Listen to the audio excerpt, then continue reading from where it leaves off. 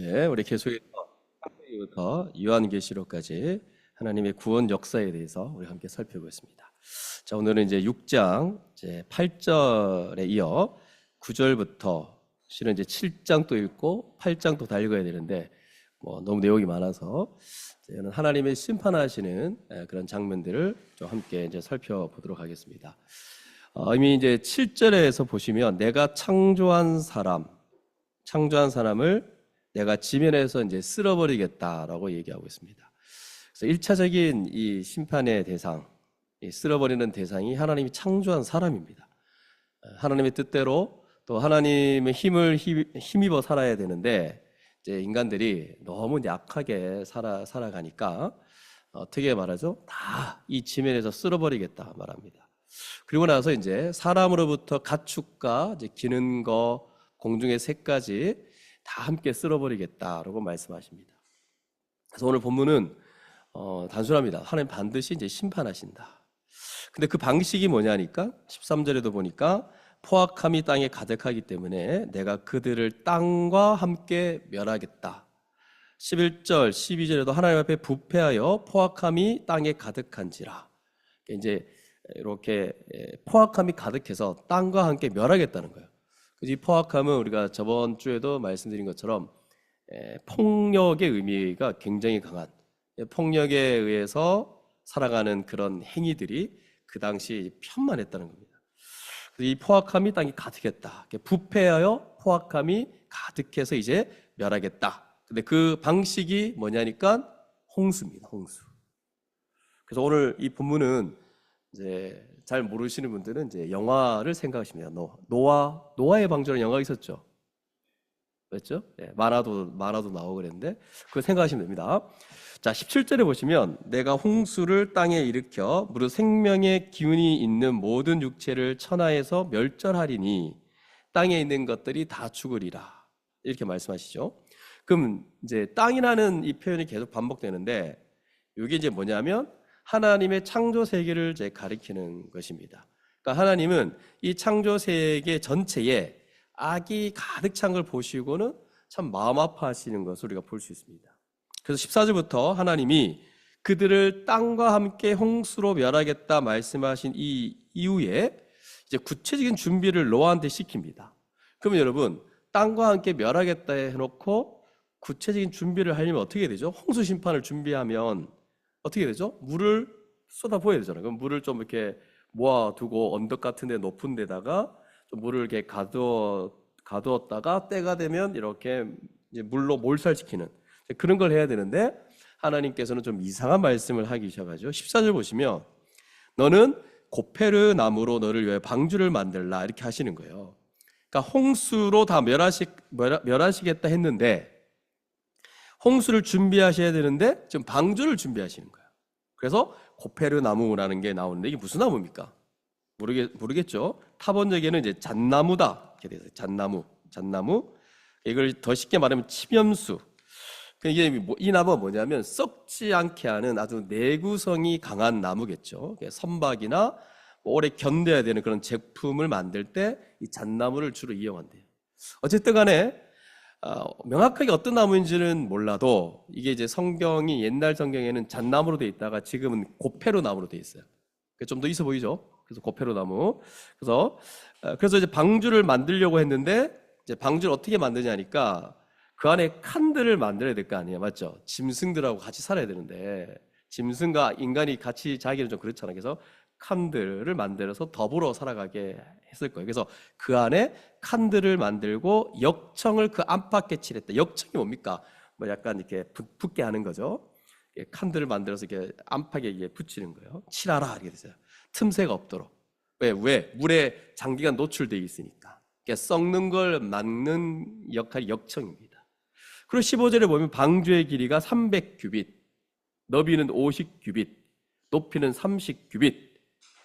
이거 아무리 얘기해도 저도 솔직히 모르겠어요. 감이 없습니다. 그래서 한 규빗은 큐빗이다 그러는데 이 손끝에서 팔꿈치까지 요 길이 보통 길이 단위를 얘기할 때 이렇게 얘기합니다. 45cm래요. 저는 팔이 짧아서 그렇게 안 되지만 45cm. 근데 어떤 사람은 44.44449다 이렇게 얘기하는 사람도 있고, 어떤 사람은 45.6cm다 이렇게 말하는 사람도 있는데, 하여튼 뭐 여러 다양한 이제 의견이 있습니다. 뭐 50cm까지 가는 사람도 있고, 그래서 한 큐빗을 45cm로 본다. 이게 아주 긴 길이 아닙니까, 맞죠? 그러면 이게 여기서 말하는 이 지금 방주를 지을 때 이 길이를 딱 말할 때 그 전체 길이가 뭐냐 할 때 135m예요, 그러니까 135m. 감이 안 오죠? 폭이 22.5m, 높이가 30큐빗이니까 이게 한 13.5m, 5층 건물 정도 되는 높이래요. 그러면 여러분 와닿지 않습니다. 그래서 좀 더 와닿게 하기 위해서 축구와 농구를 좋아하니까 축구 그 장보다 좀 더 길대요, 이 방주가. 이걸 더 쉽게 말하면 농구장 20개를 두 줄로 해서, 농구장 20개를 막 집어넣어가지고 두 줄로 해서 10개로 나열한 거. 이게 더 어렵나? 하여튼 크기가 이 정도 된다.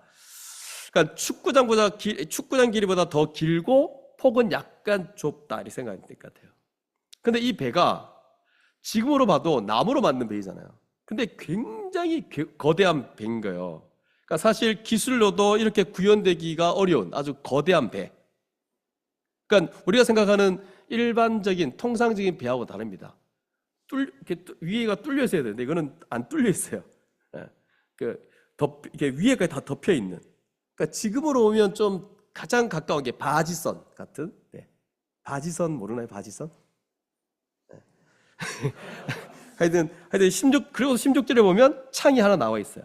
창이 하나 나와 있는데 위에서부터 한 큐빗이니까 거의 위쪽, 완전히 꼭대기는 아니더라도 거기서 한 큐빗 45cm 정도가 이렇게 내려와 있는, 거기에 이제 문이 있습니다. 그리고 이렇게 옆으로, 문이 아니라 뭡니까? 문이 아니고 뭐죠? 창이 하나 있고 옆에 이제 문을 이렇게 내도록 되어 있어요.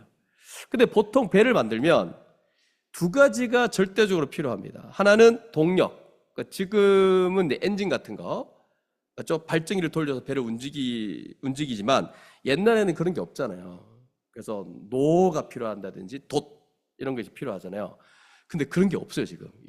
노아 방주에는. 그 다음에 또 배가 뭐가 필요하냐면 방향을 이렇게 제어하는 키가 필요한데 그런 것도 없어요. 그러니까 지금 우리가 보고 있는 창세기 6장에 보고 있는 이 방주에는 아무것도 없습니다. 그러니까 좀 되게 웃긴 배예요. 그러니까 박스채로 만들어서 그 안에 다 집어넣고 내버려 둔 그런 배.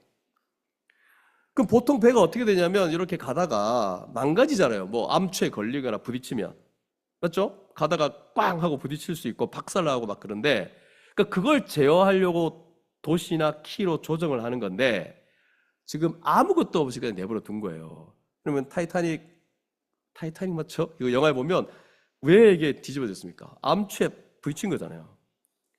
그래서 오늘 우리가 보는 이 방주는, 이 배는 하나님이 이 배를 운행하신다.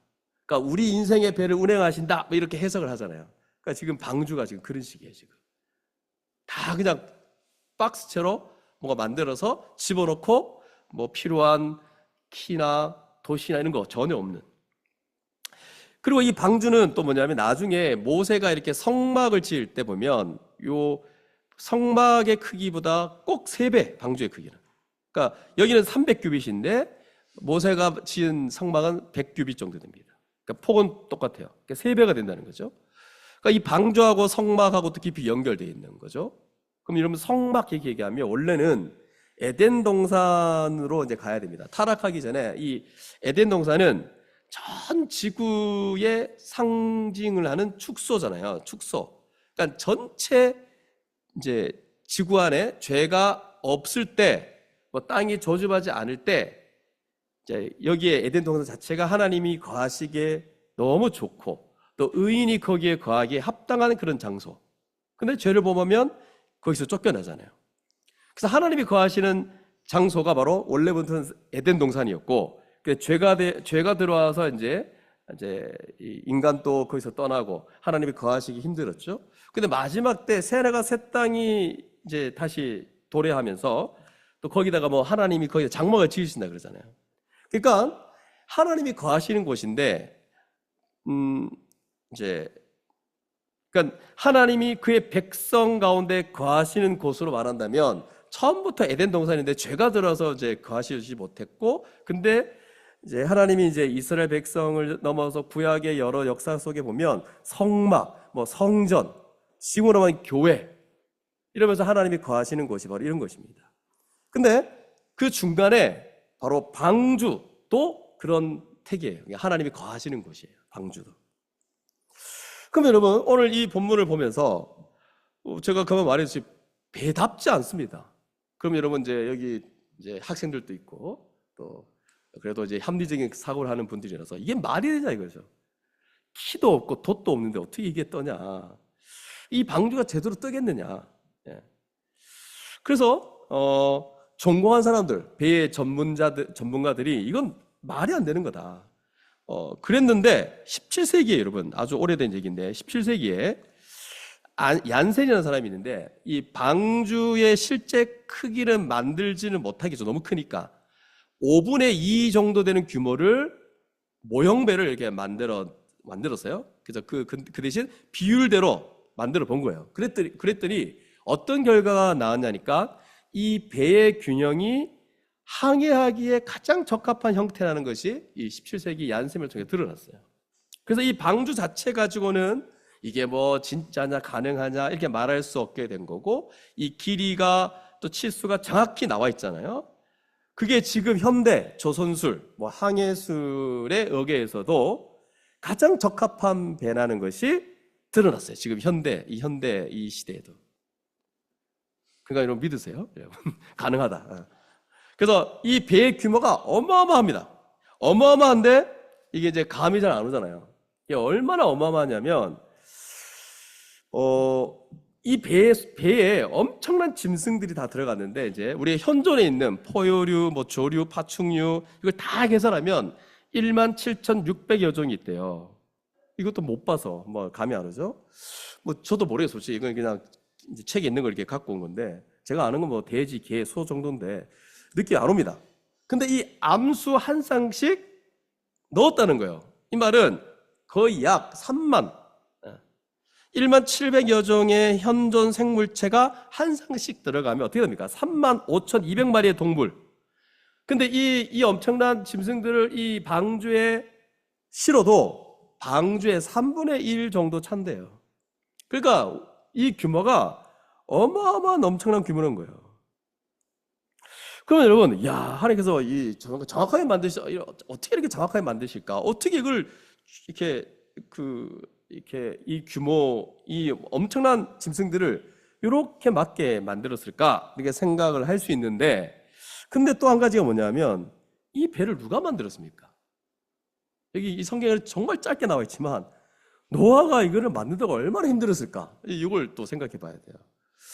그래서 또 노아도 그렇지만, 실제로 노아와 그 며느리, 이런 사람들이 만들었거든요. 며느리가 무슨 힘이 있습니까, 여러분?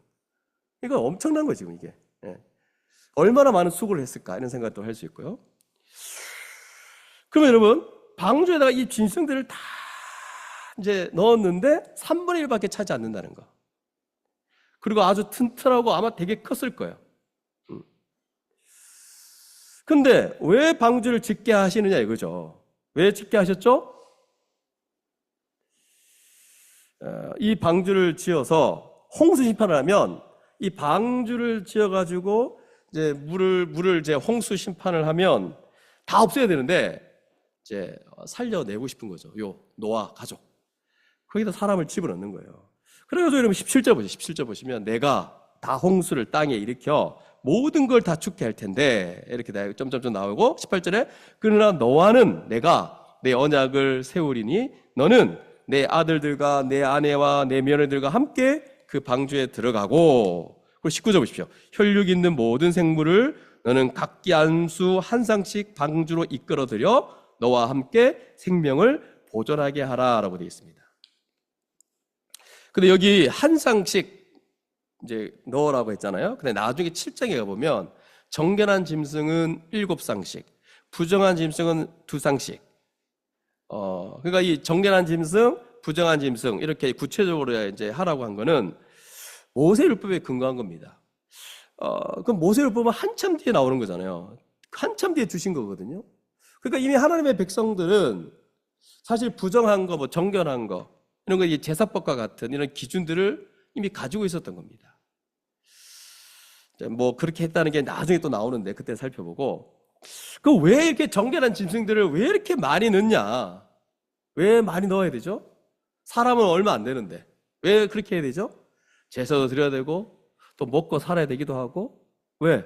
땅이 이제 다 이제 없어지기 때문에 곡식을 이제 얻기까지는 먹고 살아야 되잖아요. 그렇기 때문에 사람들이 먹을 수 있는 짐승들을 엄청 많이 집어넣은 거죠.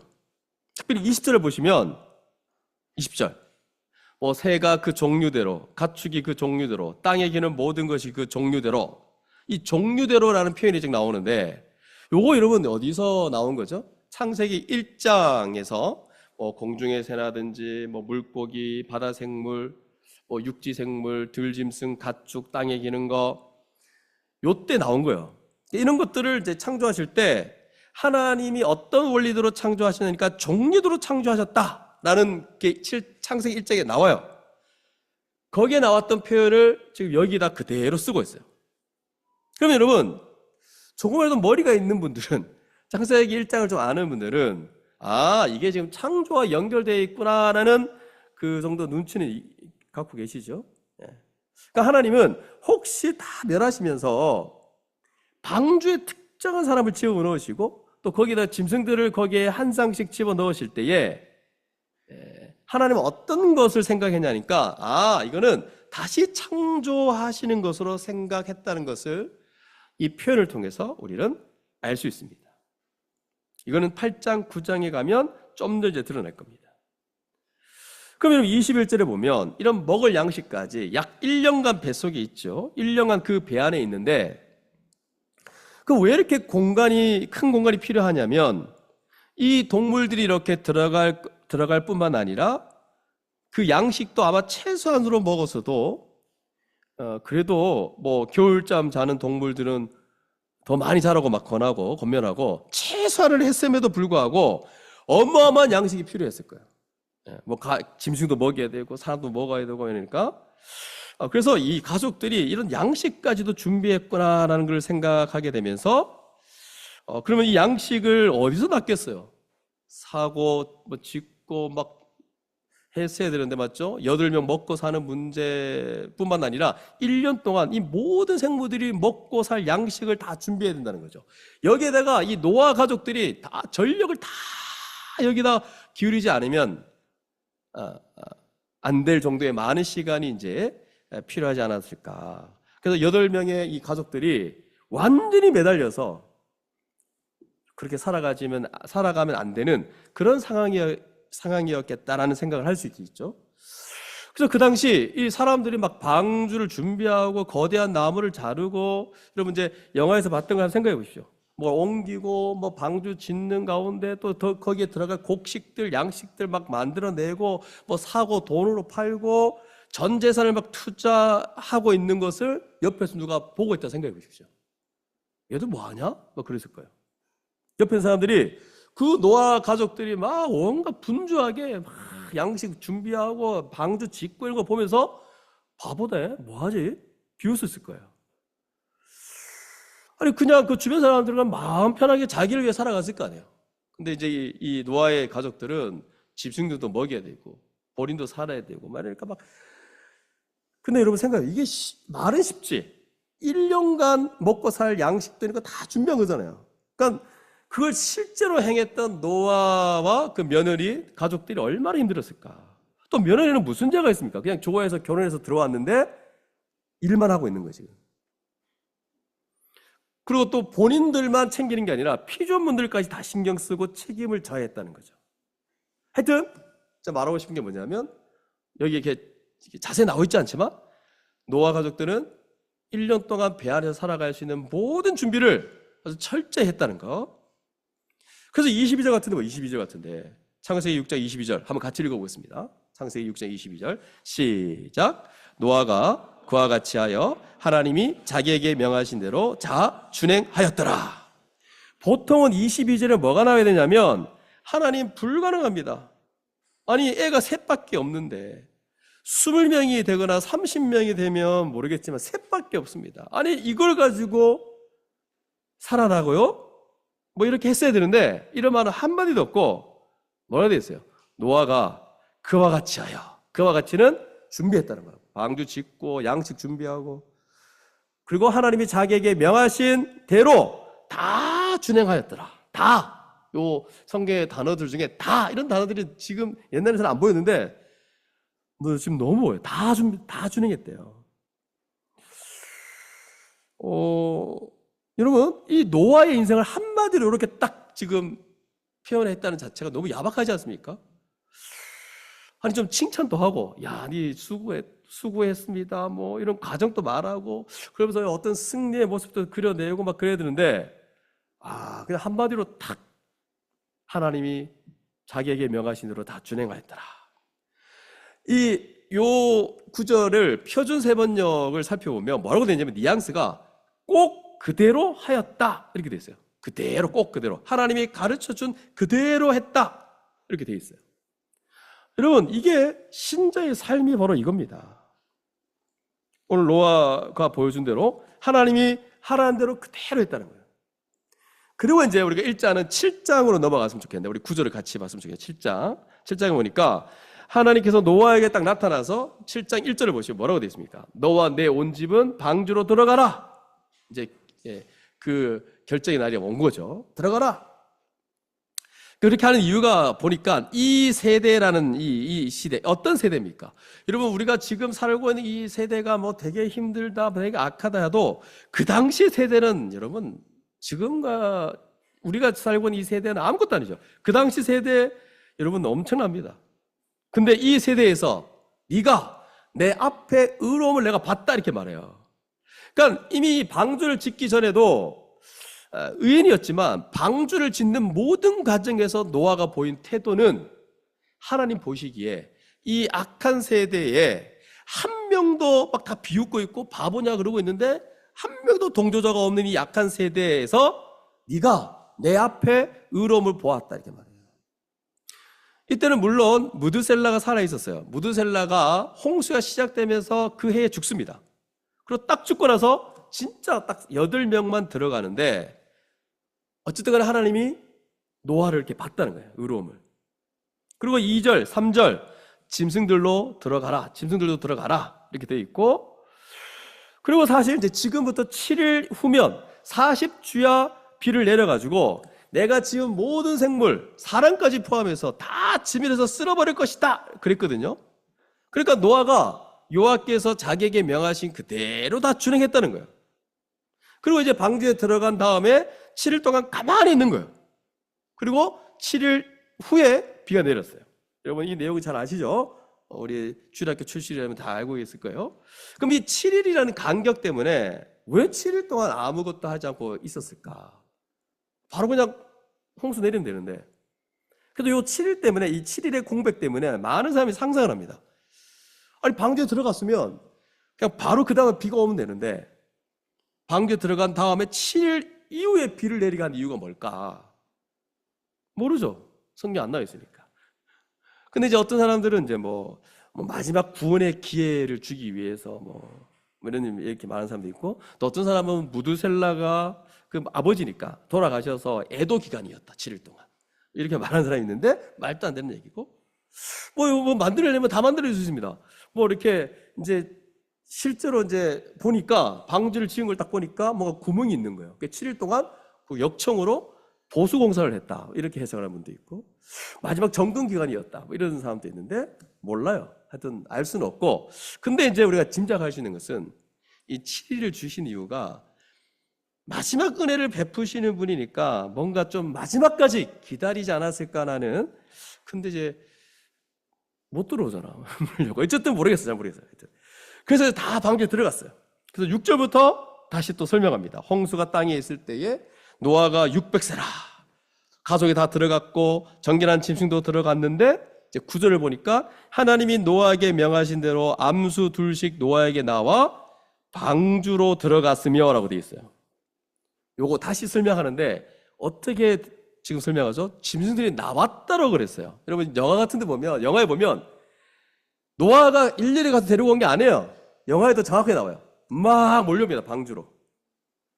만약에 노아가 그걸 다 잡아가지고 집어넣는다 생각해 보십시오. 7일 동안 못 들어갑니다. 아마 짐승 집어넣다가 죽을 거예요, 혼자. 힘들어 보죠. 나왔대요. 그러니까 짐승이 계속 이제 둘씩 이렇게 노아에게 나올 때 이제 어떤 장면이 연상되죠? 이것도 이제 여러분 약간 이제 기억이 있는 분들은 잘 아실 텐데, 아담이 이렇게 이름을 지으려고 할 때 하나님이 그 짐승들을 아담에게 나오게 하는 그 모습, 우리가 또 상상할 수 있죠. 그러니까 창세기하고 아주 밀접한 관계가 있는 거예요, 지금. 방주에 들어갔어요. 그리고 7일 후에 홍수가 땅에 완벽하게 덮여집니다. 13절부터 보면 또다시 얘기합니다.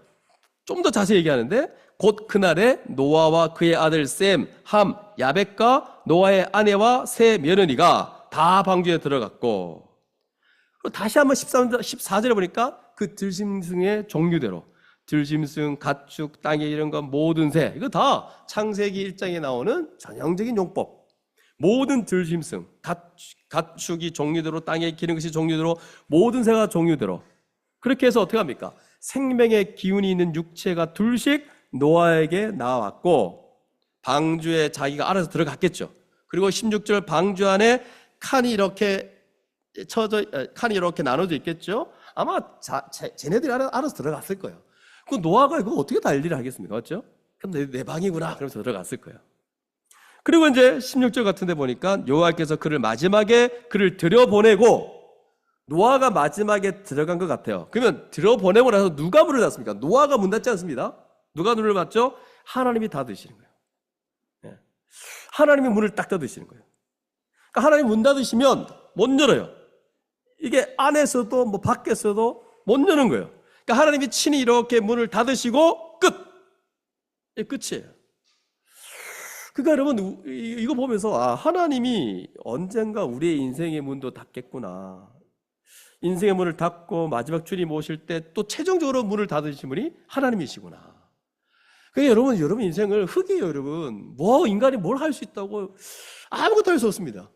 진짜 한 번씩 이렇게 정말 이 절망, 연약함, 인간의 이 아무것도 할 수 없음을 경험하지 않나요? 하나님이 문 닫으시면 끝이에요. 하나님이 다 닫고 다 끝내십니다.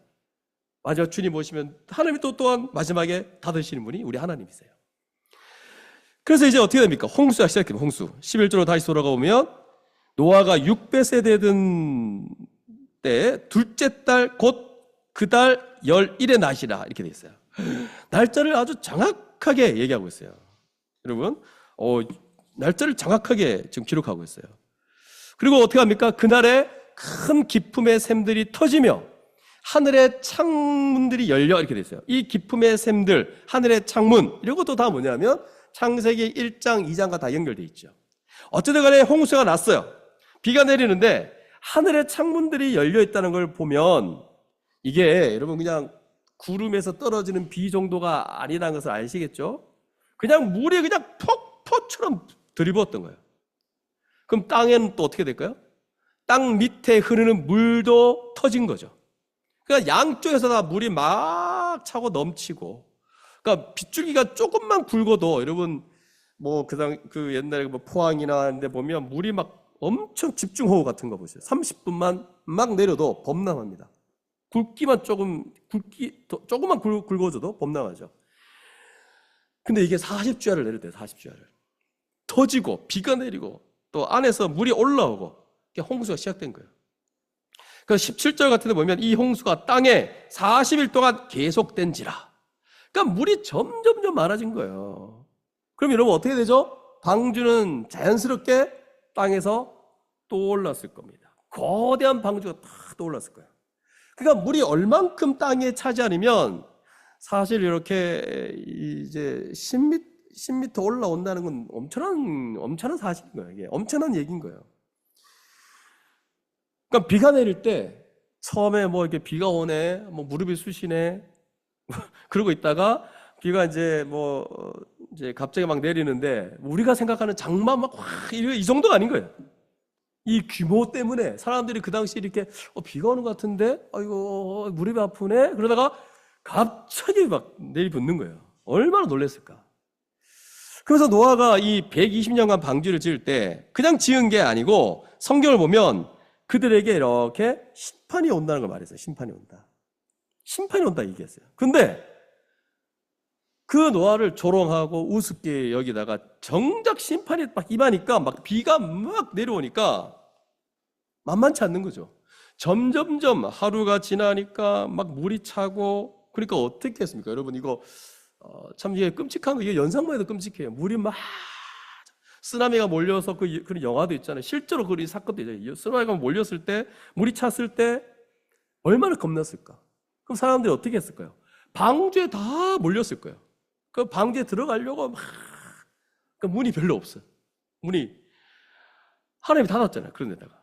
그러니까 막 두드리고 난리 났을 거예요. 살려달라고 물이 막 차고 있고 막 이걸 어떻게 제가 표현할까요? 물이 막 차오르고 있는 저쪽에 둑이 터지고 막 그냥 다 쓸어버리는 그런 상황이 이제 일어난 겁니다. 그럼 방주가 땅에서 이렇게 떠오를 때까지 거의 완전히 다 그 죽음 직전에 있는. 그걸 18절에 이제 가보면 물이 더 많아져 있습니다. 그러니까 물이 더 많아지니까 땅이 넘치겠죠. 그러면 당연히 방주는 완전히 떠오를 겁니다. 높은 산들이나 바위라든가 이런 게 막 부딪혔을 텐데, 그래서 그게 사람이 키를 잡고 돛을 잡으면 이게 잘 되는 거잖아요. 그런 게 없잖아요. 그래서 사실 염려할 수도 있는데 할 게 없는 게 만지지 말라 했으니까. 이게 부딪힐 일도 염려할 필요가 없는 거죠. 그러니까 노아는 어떻게 했을까요? 그냥 가만히 있어요. 방주 안에서. 알아서 그냥 있는 거예요, 그냥. 근데 그 마음이 편했겠습니까? 막 울음소리, 짐승소리 막 들리고, 안에서도 그랬을 거고, 밖에서도 막 그랬을 거고, 공포에 막 이렇게 사로잡혀 있었을 거예요. 그러니까 가장 편한 사람은 태연하게 있는 사람은 누굽니까? 하나님입니다, 하나님. 물론 태연하게 있지는 않았겠죠. 마음이 아팠겠죠. 근데 어쨌든 간에 이 방주를 이렇게 운행하시면서 그 어떤 것도 부딪히지 않고 그렇게 가도록 하셨다는 거. 그래서 물은 점점점 많아지고 비는 그칠 줄을 모르고 땅에서 솟아오르는 그런 땅에서 터져 나오는 물 하늘에서 터지고 그래서 점점 물은 많아지고 그래서 방주가 물 위에 이렇게 떠다니는 거죠. 그럼 더 이상 하는 사람들이 희망이 없습니다. 이제 나무나든지 높은 산에 매달려가지고 공포에 사로잡혀서 살려달라고 막 비명 지르고 점점 피할 수 없는. 그리고는 19절에 보니까 물이 땅에 다 넘쳐 천하의 높은 산, 지금으로 말하면 제일 높은 산, 정확하게 에르베트 하여튼 제일 높은 산, 그 엄청 높은 산에 그 높은 산도 완전히 덮는. 그러니까 지금 끝난 거예요. 그냥 물이 땅에 다 넘쳐서 천하의 높은 산이 다 잠기는. 이 땅 위에 있는 모든 숨쉬는 그런 것들은 이제 다 명을 다하는 그런 일이 이제 벌어진 거죠. 이제 다 죽어버렸다는 거죠. 이게 바로 하나님이 내리신 홍수 심판입니다. 그래서 20절 점점 불어서 이제 10억 규빗이나 오르고, 그러니까 10억 곱하기 45 해보십시오. 끝난 거예요. 산에 다 잠기는. 그리고 21절 땅의 모든 움직이는 생물은 다 죽고 새와 가축과 들짐승과 땅에 기는 모든 사람 다 죽어버렸습니다. 22절 보십시오. 육지에 있어 그 코에 생명의 기운에 숨어있는 것은 다 죽었더라. 그래서 이제 하나님을 떠나서 자기 마음대로 살려고 했던 그 모든 것이 다 죽습니다. 23절 보시면 지면의 모든 생물 말씀대로 다 쓸어버렸습니다. 곧 사람과 가축과 기는 것, 공중의 새까지. 하나님이 이 땅에 창조하셔서 번성하고 생육하고 번성하려 했는 이 모든 거 다 쓸어버렸습니다. 그래서 하나님이 창조하셨는데 하나님을 거역한 모든 것들을 다 쓸어버린 거죠. 그리고 오직 노아와 그와 함께 방주에 있는 자들만 남아있는. 그래서 물이 150일 동안 땅에 넘쳐 있었고 이제 더 이상 아무도 살 수 없는 그런 때가 된 거죠. 이제는 그래서 홍수가 시작된 게 노아 600세 되던 해 2월 17일이었는데 이듬해 1월 1일 날 땅이 말랐다 이렇게 돼 있고, 그리고 2월 27일 날 노아 가족이 방주 밖으로 나왔기 때문에 총 12개월 12일 동안 방주 안에 있었던 거예요. 여러분, 이제 성경에 이렇게 정확하게 기록해 놓은 거 보시면 이게 왜 이렇게 정확하게 기록했을까? 정확한 날짜를 기록하는 걸 봤을 때, 우리 하나님은 정확한 날에 이 심판이 다시 올 거라는 거, 우리 인생이 기록할 수 있는 정확한 날에 홍수가 일어날 거라는 거, 이걸 보여주고 싶은 거예요. 그러니까 홍수 심판이 아주 실제적이고 역사적 사건이라는 거를 이제 보여주면서 우리에게도 한참 후에 이 땅에 존재할 우리에게도 이제 이런 것들을 알려주고 싶은 것 같아요. 그래서 이 말씀을 통해서 우리 인간에게 허락하실 하나님의 심판은 반드시 있을 거라는 것들을, 이 홍수 심판의 정확한 연도와 이런 정확한 이런 것들을 기록하는 것을 통해서 우리에게도 이런 심판은 실제적이라는 거, 역사적 사건이라는 걸 보여주면서 우리에게도 이런 심판이 있을 거라는 것을 지금 말하고 있는 것 같아요. 그럼 여러분, 오늘 이 말씀을 통해서, 오늘 이 말씀은 솔직히 다 뭐 죽는 얘기, 심판, 홍수가 내려져서 막 약간 끔찍한 거 아닙니까? 끔찍한 사건인데. 근데 이 말씀 보면서 그냥 하나의 그냥 노아 이야기구나, 그 만화 영화에 나오는 그냥 이야기구나, 이렇게 넘어갈 부분이 아니고, 오늘 이 말씀 통해서 우리가 기억할 것은 심판은 반드시 있다는 거. 우리는 그냥 이렇게 넘어갈 거라 생각하지만 심판은 반드시 있다는 사실을 기억할 수 있기를 바랍니다. 근데 그냥 무작정 인간의 악함에 대해서 막 흥분하셔가지고 막 앞뒤 가리지 않고 막 신경질을 내시고 막 분노를 폭발하시면서 막 불을 퍼붓고 물을 퍼붓는 그런 심판자의 모습은 아니에요, 여러분. 그렇게 생각하시면 하나님이 되게 무자비한 그런 분으로 생각하시면 안 되고, 이 홍수 심판 기간 동안 대부분의 시간은 홍수보다는 뭡니까? 구원의 방주를 준비시키고 또 무엇을 준비해야 될지 이걸 자세히 알려주시는 과정, 이런 것들을 막 보여주고 있어요.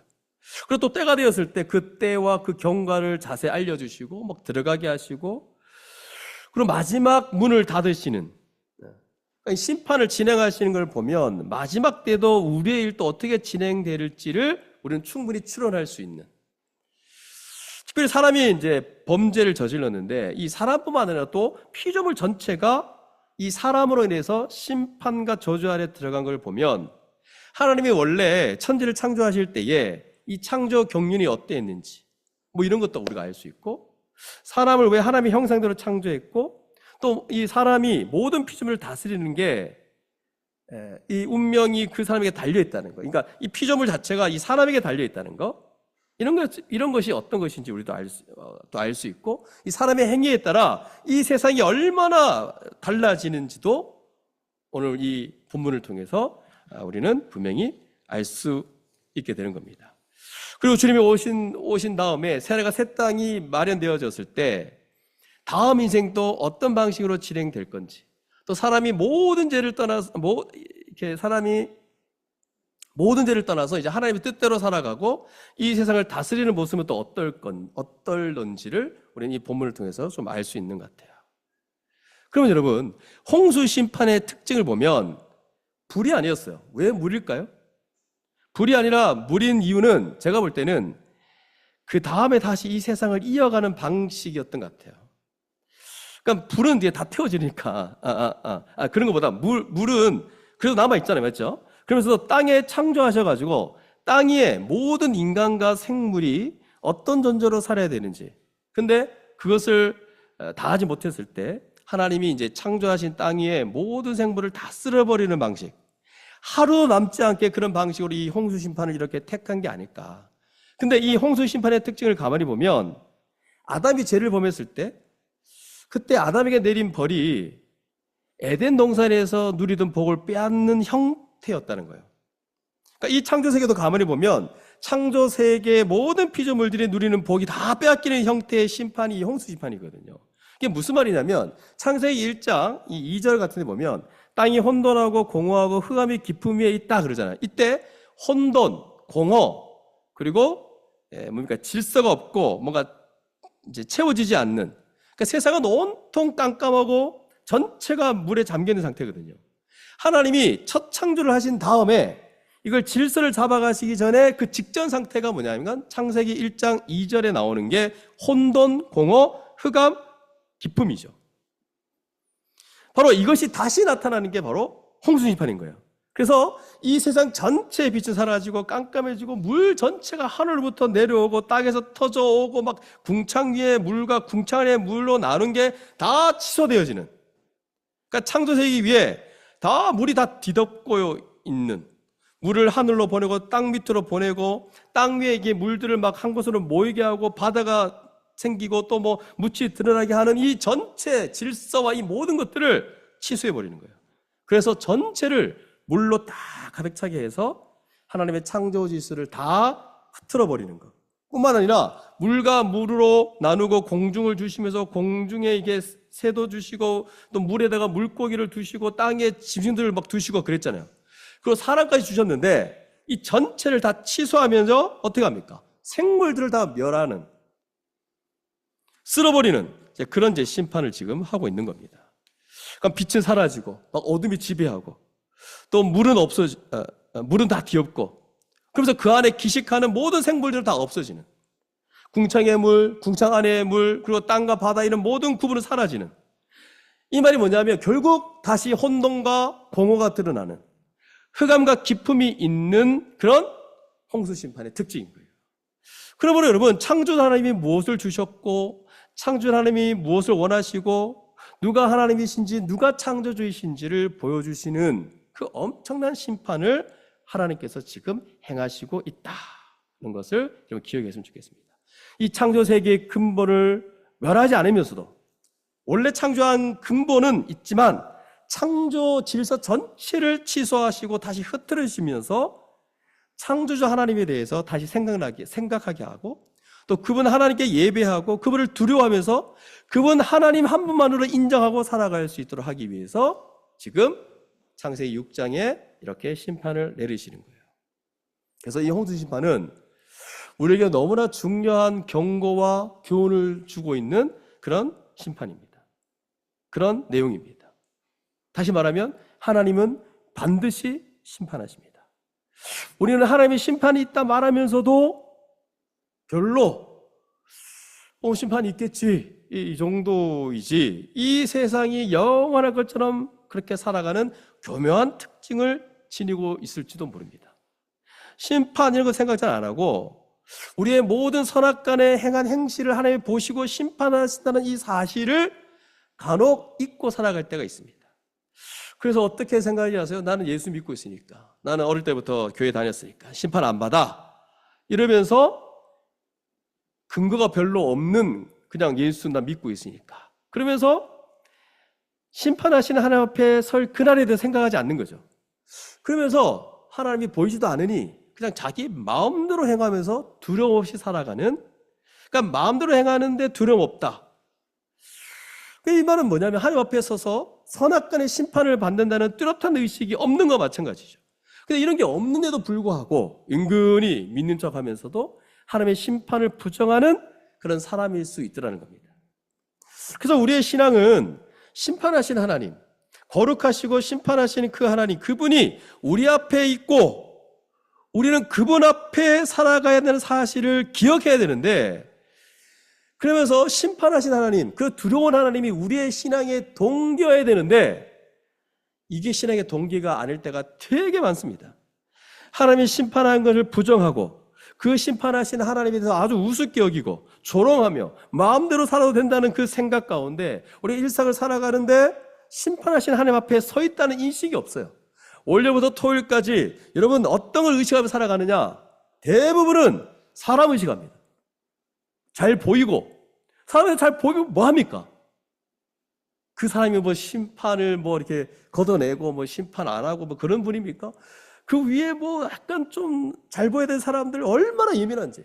근데 하나님은 보이지 않아서 하나님이 우리를 보고 있다는 사실을 모르고 있어요.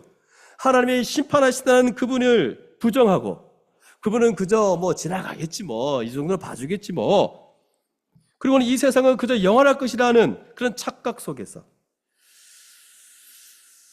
우리 인생 어떻게든 책임져 주겠지라고 막연한 생각 속에서 그런 심판하신 하나님을 부정하고 있지는 않는가?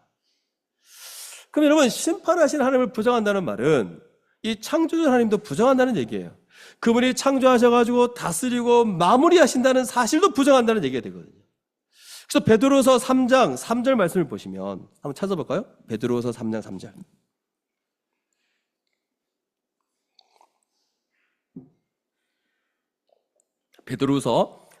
베드로전서 뒤에 있습니다. 베드로서 신약 성경에 보시면 베드로서 3장 3절 같이 읽겠습니다. 시작. 먼저 이것을 알지니 말세에 조롱하는 자들이 와서 자기의 종욕을 따라 행하며 조롱하며 이르되 주께서 강림하신다는 약속이 어디 있느냐? 조상들이 잔 후로부터 만물이 처음 창조될 때와 같이 그냥 있다 하니. 4절까지입니다. 여기 말세라는 말이에요. 말세의 특징이 뭐냐면 이 마지막 때 주님께서 다시 오시고 그리고 반드시 심판하시는 사실을 조롱하는 자들이 등장한다는 거예요. 그래서 자기의 종욕대로 마음껏 산대요.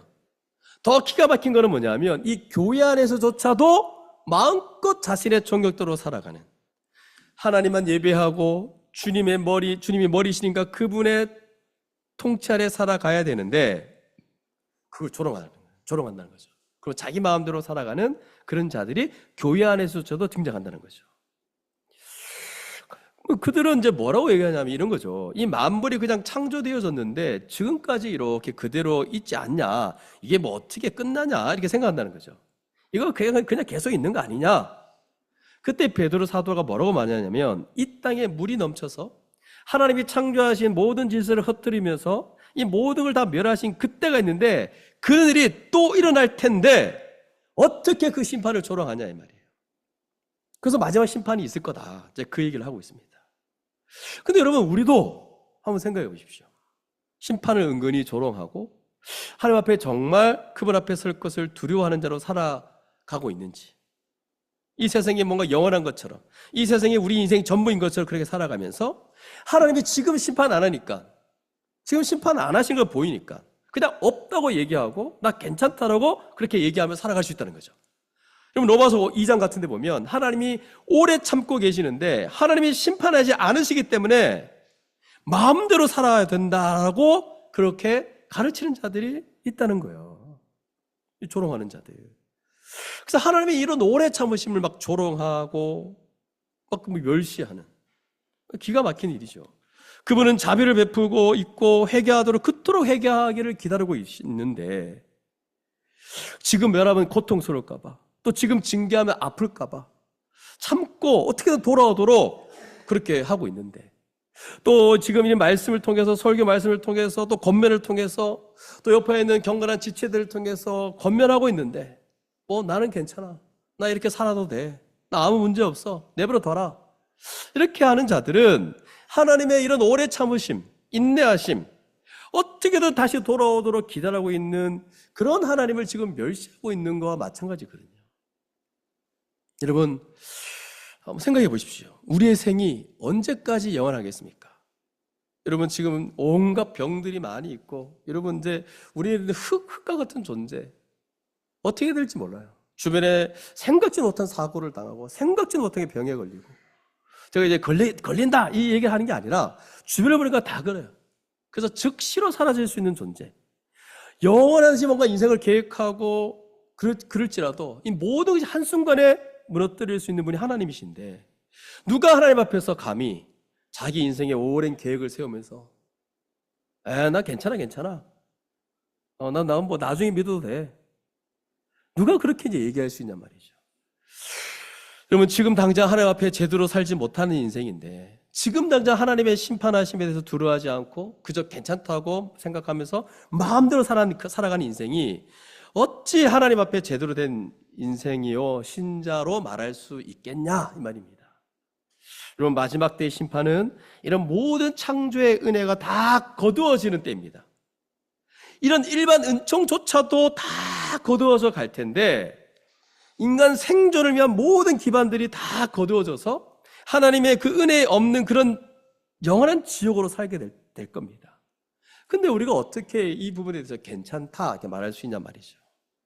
여러분, 우리 산상수훈에서도 말했듯이 진짜 믿음이 뭐냐라고 막 했을 때 너 진짜 믿음이 갖고 있냐 막 말할 때 하나님 이걸 테스트할 때 어떻게 테스트하냐면 막 창수가 일어나고 막 비바람이 칠 때 이걸 견뎌내야지 참된 믿음이라는 거예요. 근데 그걸 견뎌내지 못한다 뭐 그렇게 얘기하잖아요. 그러니 여러분, 이걸 참된 믿음의 어떤 바로미터로 얘기하고 있는데 우리가 어떻게 적당한 인생으로 그냥 신앙생활하며 그냥 뭐 대강대강 하며 살아가지 이렇게 말할 수 있냐 말이죠. 그저 나 옛날에 믿었어. 옛날에 나 예수 믿었으니 하나님의 은혜 가운데 이제 살아가는 나 믿었다 그러면서 그러면 하나님의 은혜로 살아간다는 말은 그 은혜로 산다는 말은 그 뜻대로 살아가야 함이 분명히 드러나야 되거든요. 아니 그분을 믿었다면 창조주 하나님, 심판주 하나님이 이 생의 끝이 있다는 것도 다 믿는 거. 그분이 끝까지 우리를 이끌어가서 마지막 선악간에 그 심판도 있다는 걸 믿는 거 아닙니까? 그러니까 우리 인생 전체가 두려움 가운데 살아갈 수밖에 없는데도 어떻게 우리가 마음대로 살아갈 수 있냐 말이죠. 우리가 마음대로 살아가지 않았으면 좋겠습니다. 뭐 우리가 다 이런 것처럼 그냥 예수 한번 믿으면 되는 것처럼 살지 않았으면 좋겠습니다.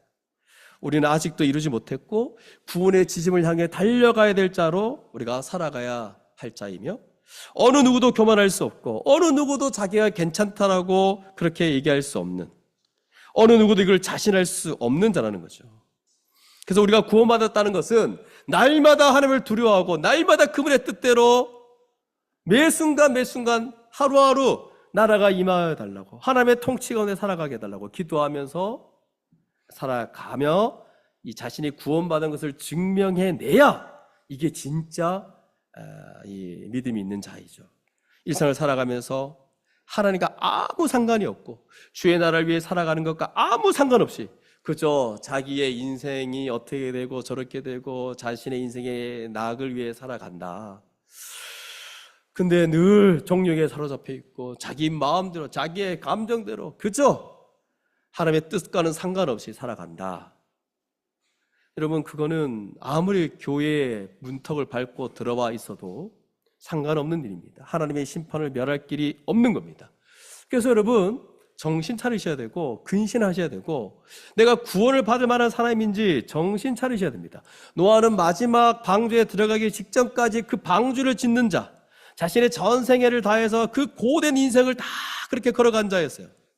자기가 지은 방주에 들어간 거예요. 누가 그런 방주를 짓는 그런 하나님의 명령을 소홀히 여기며 대충 살아서 그 구원의 방주에 자기가 들어갈 수 있겠습니까? 여러분, 대충 살아서 방주에 들어갈 수 있는 게 아니에요. 그래서 어떤 사람들은 이 지옥에 대해서 생각을 할 때, 지옥에 대한 생각을 안 하는 분들이 있는데, 여러분, 우리 지옥에 대한 얘기를 싫어하잖아요. 불신자들도 싫어하지만 교회 안에 있는 사람들 싫어해요. 근데 여러분, 지옥을 여러분 직면하셔야 됩니다. 지옥은 아주 두려운 곳입니다. 지옥은 불신자들도 이렇게 부활해서 영육 통일체로 들어가는 곳. 우리가 지금 이렇게 이 세상처럼 공간이에요, 공간. 하나님이 특별하게 만든 공간. 지옥은 불신자들을 거기에 가두고 모든 죄의 형벌을 받도록 하나님이 정하신 곳. 누가복음 같은 데 보면 부자와 나사로 얘기를 보시면 그 표현이 있어요. 이 고통받는 곳이죠. 영원히 고통받는 곳으로 되어 있어요. 그 장소를 언급하고 있어요. 가룟 유다도 나는 저곳으로 들어간다 라는 표현을 써요. 그러니까 어떤 장소로 이 지옥을 묘사하고 있어요. 근데 어떤 단순한 장소일 뿐만 아니라 형벌의 어떤 그 하나님의 공의로우신 심판이 드러나는 곳, 더 많이 죄를 범한 자들은 더 많이 고통을 받는 곳, 끔찍하고 영원한 형벌이 지속되는 장소. 그러니까 지옥은 더 이상 뭐 교정되는 곳이 아닙니다. 뭐 우리가 교도소 같은데 세상의 감옥 이런 데는 뭐 보호할 뿐만 아니라 교화시키고 뭐 이렇지만 지옥은 더 이상 그런 게 없습니다. 끝이에요, 끝. 로마 가톨릭이 뭐 여러 걸 말하는데 이건 아주 잘못된 교리고, 지옥은 형벌이 내려지는 곳, 보응을 받는 곳, 심판을 받는 곳, 앞으로 더 나아질 것이 전혀 없는 영원한 곳이 지옥입니다, 여러분. 그렇기 때문에 희망 없는 고통을 겪는 끔찍한 곳, 그래서 울면서 이를 갈 정도로 뭐 그런 아주 끔찍한 곳이죠. 영원히 지속되는 영원한 불이 있는, 영원한 형벌이 계속되어지는, 영원히 예비된 캄캄한 흑암을 유다서에 그렇게 표현하고 있어요. 그래서 칼빈은 이렇게 말하는데, 성령은 이 지옥에 대한 묘사들을 통해서 우리의 모든 감각을 끔찍함으로 떨게 하고자 의도하신 것이 분명하다, 이렇게 얘기하고 있어요. 어떻습니까, 여러분? 이 지옥에 대해서 정말 끔찍하다 생각하십니까? 내가 그곳에 있다 생각해 주십시오. 여러분, 믿지 않는 부모님들이 거기 있다 생각해 보십시오. 이런 하나님의 심판에 대해서 여러분 정말 생각하고 그래야 되는데, 적당히 믿는다. 우리 이 주은혜교회 왔는데 그냥 일반 교회를 뭐 이렇게 다 이렇게 얘기하는 게 아니라 진짜 좀 그런 이상한 교회들, 그냥 적당히 저희 교회 왔는데 적당히 믿을 수 없습니다. 왜? 우리가 이게 분명하지 않으면 이 영원한 지옥, 이 심판, 이것과 여러분 상관없다라고 분명히 확정할 수 있나요? 그러니까 여러분 적당히 믿는 거 좀 중단하시고 매일매일 방주를 짓고 하나님 말씀하신 그대로 따라 살려고 했던 노아처럼 그렇게 하셔야 되는 거죠. 구원을 확정할 수 있는 그런 인생을 살아가셔야 됩니다. 어느 누구도 대충 그렇게 신앙생활 하지 않았으면 좋겠습니다. 그냥 적당히 대충. 그러면 그러다가 멸망으로 가는 길일 수 있어요. 그건 여러분 넓은 물이요, 넓은 길이요, 넓은 그런 길로 가는 길이기 때문에 절대로 옳지 않는 길입니다. 자, 그러면 여러분 제가 지금까지 아주 안 좋은 얘기, 무서운 얘기만 했는데, 근데 오늘 말씀을 딱 보니까 홍수 심판 이런 얘기를 하면서 그래도 여러분 너무 은혜되는 부분이 있습니다. 왜 그러냐면 하나님은 홍수 심판인데 성경 대부분을 어디에 지금 기록하고 있냐면 구원하시는 방주를 준비하고 어떻게든 노아 가족을 구원하는데 온갖 걸 쓰고 있습니다. 또 얘기하고 또 얘기합니다. 그럼 마지막 모든 걸 확인한 후에 문까지 닫으시는 그 하나님, 그러니까 구원하신 하나님이에요. 아, 참 하나님은 우리를 구원하신 하나님이구나. 그래서 이런 성경에서 가장 어두운 부분이 바로 여기거든요. 이건 말고 뭐 그 소돔과 고모라도 되게 어두운 부분이지만 여기도 정말 어두운 부분인데, 근데 여기에 한 빛이 있습니다. 은혜를 주시는 하나님을 우리가 발견할 수 있습니다. 6장 9절 같은 데 보면 노아는 의인이요 당대의 완전한 자라 그는 하나님과 동행했다 얘기하잖아요. 그러나 그 이전의 8절을 보시면 그러나 노아는 여호와께 은혜를 입었더라 라고 되어 있어요. 여러분, 그 어떤 인간 중에 누가 완전하겠습니까? 누가 하나님의 구원을 얻기에 합당하겠습니까? 그러므로 여러분, 우리는 아무도 이 방주에 들어갈 자격이 없는 자들이에요. 여러분, 여기 계시는 모든 분들은 방주에 들어갈 어떤 자격도 없는 자들이에요. 그러나 하나님이 은혜를 베푸시면 들어갈 수 있어요. 이게 여러분 구원입니다. 다시 은혜를 구하는 우리 모두가 될 수 있기를 바랍니다. 우리가 은혜로 여기까지 왔잖아요. 저는 잘 모르지만 여기 예수 안 믿는 분도 있을 거예요. 그런데 예수 안 믿는데 여기까지 왔잖아요. 이것도 은혜입니다, 여러분. 여기까지 안 왔으면 전혀 구원받을 길도 없어요. 그러니까 이게 은혜예요. 하나님의 은혜를 베푸실 때 여러분 정말 아멘으로 화답하고 그 은혜를 받아들이셔야 됩니다. 지금 여러분 옛날에 이스라엘 백성이 그 뱀에 물렸을 때 여러분 기억나세요? 그 가나안 땅으로 가는 그 과정 속에 뱀에 물렸어요. 다 죽게 생겼어요. 근데 하나님이 모세한테 이스라엘 백성들이 보도록 놋뱀을 만들어서, 뱀한테 물렸는데 놋뱀을 만들어서 장대에 높이 들래요. 그럼 어떻게 해요? 이게 이 뱀에 물려가지고 죽어가고 있는데 막 다리는 통통 불어서 막 그러고 있는데 온몸이 그냥 독에 막 휘말려서 죽어가고 있는데 그 놋뱀을 높이 들으래요. 이게 무슨 말이냐? 이거 쳐다보기만 하면 구원받는다는 말이에요. 병이 낫는단 말이에요. 여러분, 지금도 마찬가지입니다. 지금 모든 은혜를 베푸시고 예수 그리스도께서 십자가에서 대속적 죽음을 죽으셨어요. 하나님이 우리를 위한 그 구원의 방편을 마련하셨거든요. 우리의 모든 죄가 사함을 얻을 길을 우리에게 열어주셨거든요. 그러면 우리가 할 수 있는 거 그냥 손만 내밀면 돼요. 눈을 들어 바라보기만 하면 되는데, 손을 들어서 하나님이 주시는 아주 어렵게 마련하신 그 선물을 받기만 하면 된다는 거예요. 이걸 믿음으로 말미암아 받고 믿고 거기에 자신 인생을 맡기고 걸면 되는 거예요. 그러면 거기 인생을 던지면 구원받는 거예요. 이 은혜를 입으면 되는 것인데 이 노아 외에 다른 모든 전 인류가 이 은혜를 거부하고 조롱하고 대속적 죽음, 그 제사 제도를 통해서 하나님께 나오는 것을 다 멸시하고 그러면서 이렇게 살아갔기에 그들은 심판받은 거예요. 근데 노아는 그 은혜를 받은 거죠. 여러분, 지금도 하나님은 여러분에게 은혜를 베푸시기를 원하십니다. 우리에게 복음을 알려주시고 우리에게 이 말씀을 좀 이렇게 주시면서 좀 믿고 따라올 수 없냐라고, 예수의 십자가 은혜를 좀 붙들고 거기에 너의 인생을 좀 던지라고, 지금까지 살아왔던 추악한 인생에서 벗어나서 앞으로 하나님이 우리에게 마련하신 그 고귀한 인생을 살게 될 거라고, 제발 좀 나를 좀 따라오라고 말씀하시는데 우리는 머뭇거리고 있거나 여전히 던지지 않고 있거나, 지식 동의 정도는 되는데 신뢰가 안 된다고요? 그런 게 어디 있습니까, 여러분? 지금 믿음표에서 말하지만 지식 동의 신뢰는 동시적 폭발적으로 우리 가운데 일어나는 거예요. 어떻게 지식 동의에서 머물 수 있나요? 더 이상 머뭇거리지 말고 예수 스스로 믿음으로 내 인생 전체를 좀 복음에 걸겠습니다. 이게 유일한 생명이고 구원의 길인 걸 내가 믿습니다 라고 나오라야 되는 거 아닙니까? 이게 하나님의 은혜를 누리는 거예요. 그래서 나는 예수 믿었다 이렇게 막 얘기하고 은혜 입었다 이렇게 얘기할 때 여러분 기억하셔야 됩니다. 노아가 여호와께 은혜를 입었는데 그저 나 예수 믿었어, 나 은혜 입었어 이렇게만 말하면 또 안 돼요. 노아가 은혜를 입었는데 그 은혜를 입은 자로서 그 은혜에 합당한 삶을 살아갔습니다. 9절을 보시면 노아는 의인이요 당대 완전한 자라 그는 하나님과 동행했다 하잖아요. 하나님과 동행했어요.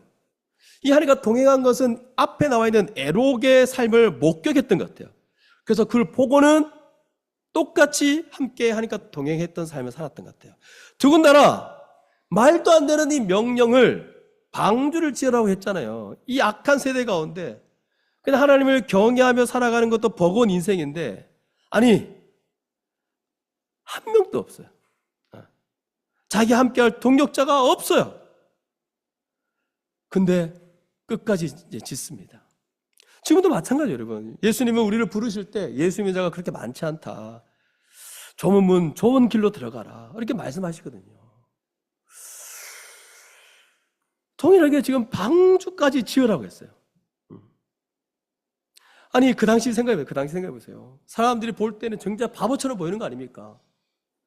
그런데 더 미쳐서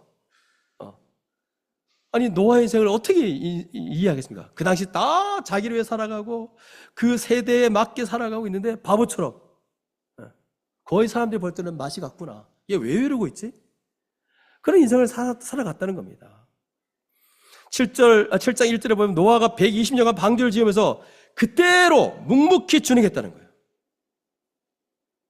오히려 심판이 있다는 걸 전하면서도 마지막에 뭐라고 그러냐면 이제 내가 홍수를 내릴 거다. 일으킬 거다.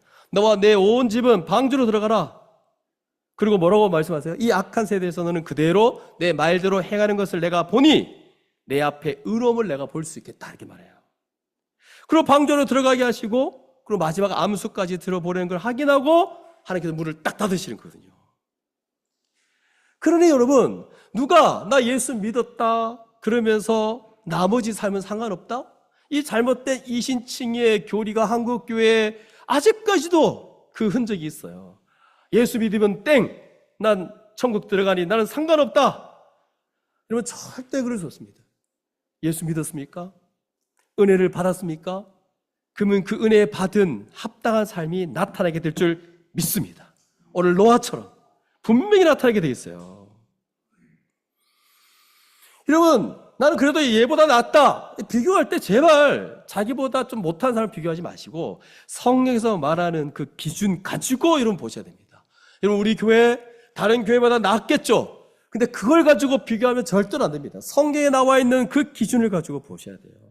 여러분 많은 사람들이 지금 한국교회가 지금 심각하다. 한국교회가 너무 심각하다 얘기해요. 정말 구원받는 자들이 얼마 안 될 거다라는 전문가들이 지금 계속 얘기하고 있어요.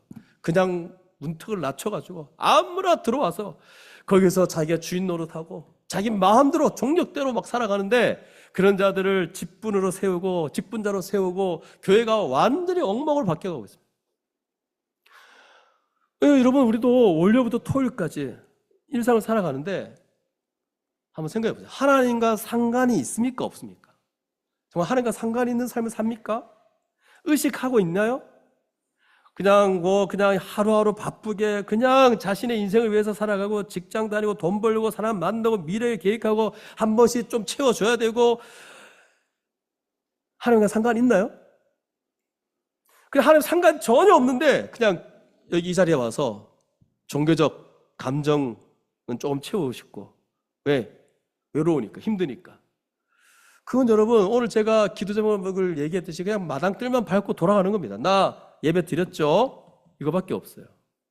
오히려 하나님을 더 멸시하고 있고 조롱하고 있고 적대시하고 있는 것이고, 전혀 하나님 뜻대로 순종하지 않고 그저 내 인생이 힘드니까 여기 와서 복만 받으려고 하는 그런 종교 행위를 하고 있는 것은 아닐까.